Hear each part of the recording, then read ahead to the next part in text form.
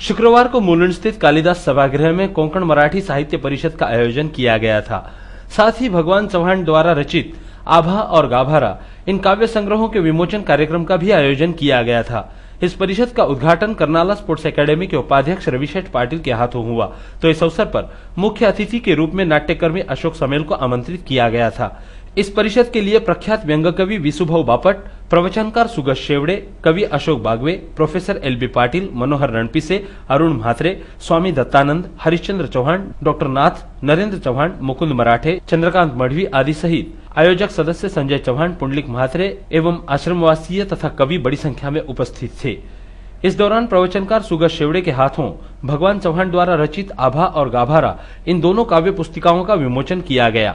इस अवसर पर रविशेठ पाटिल ने अपनी भावनाएं व्यक्त करते हुए कहा कि महाराष्ट्र के दिग्गज कवियों ने जो साहित्य धरोहर समाज को दी है वो मधुमक्खी के छत्ते की तरह है। जिस तरह मधुमक्खी अपना छत्ता बनाकर एक एक बूंद शहद इकट्ठा करती है, ठीक उसी तरह इन महान कवियों ने महाराष्ट्र के साहित्य प्रेमियों को कविता रूपी शहद की अनुभूति दिलाई है। अशी जेव्हा पुस्तक काढताना त्यांना अनेक वर्षे लागले असतील।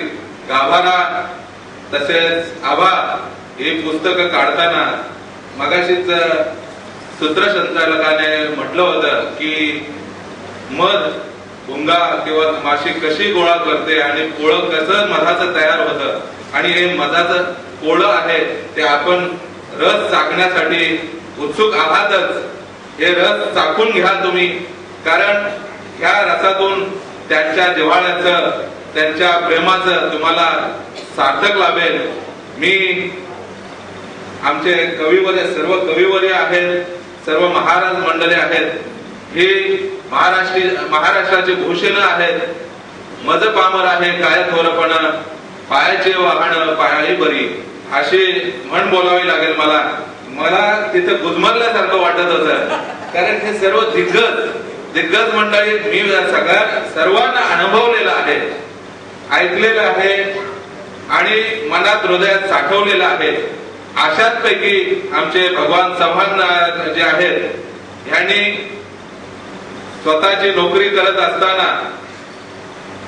ते CID मध्ये होते आणि ती नोकरी करत असताना जेव्हा वेळ मिळेल तेव्हा कविता लिहिणं आणि देशासाठीच, मी तर देशासाठीच म्हणेन, कारण हे असे कवी आहेत। कवी संमेलन असलं तर मित्र हो, गर्दी कमी असते पण दर्दी इथं असतात। पण हे दर्दी, ह्या सर्व दर्दींनी जर विचार केला तर ह्या कवींना कुठेतरी नेऊन ठेवू शकतो। हे दर्दी, आपण जे दर्दी आहात ते दर्दी नुसते दर्दी नको तर लोकांपर्यंत सर्वांनी आपण त्यांच्यासारख्या भावना पोहोचवायला पाहिजेत आणि ह्या भावना आपल्यासारख्यांनी पोहोचवाव्यात। इस दौरान नाट्यकर्मी अशोक समेल ने भी अपनी भावनाएं जाहिर करते हुए उपस्थितों को संबोधित किया। गाभाऱ्यावरून मला एक ओळ आठवली कुसुमाग्रजांची। गाभारा आहे पण त्यात देव नाहीये। हे केवढं मोठं अध्यात्म सांगतं हे कुसुमाग्रजांची, दादासाहेबांची एक ओळ। गाभारा आहे पण त्यात देव नाहीये। चव्हाण साहेबांच्या कवितेमध्ये गाभारा आहे, त्यात पाचलेगावकर महाराज आणि त्यांची आई आहे आणि यांची आभा म्हणजे त्यांचा हा कविता संग्रह, जो त्याच्या कवितेत, प्रत्येक कवितेवर या लोकांची छाप पडलेली। चव्हाण साहेब, तुम्ही असेच लिहित राहा। आज तुमच्या प्रेमाखातर एवढी मोठमोठी मंडळी इथे आली। संजय, तुमच्या मुलाचे मी विशेष आभार मानतो, पण गेले महिना 2 महिने तुम्ही ज्या पद्धतीने प्रत्येकाला भेटत होता, प्रत्येकाशी बोलत होता, 10 वेळा फोन करत होता आणि आज हे जे काही सगळे मित्र आपले सांगते, तुमच्या कवितेला एक वेगळा बहर यापुढे नक्कीच येईल। जसं हा म्हणाला आमचा मित्र अरुण की एखादं नाटक तुम्ही लिहा, याच्या पलीकडे जाऊन तुम्ही एखादं नाटक लिहा। मुकुंदासारखा तुमचा मित्र आहे, मी तुमचा मित्र आहे, ते नाटक आपण रंगभूमीवर आणू आणि एक वेगळा विचार काहीतरी आपण देऊ शकतो। कार्यक्रम के दौरान वरिष्ठ कवि अशोक बागवे ने भी अपनी भावनाएं व्यक्त की।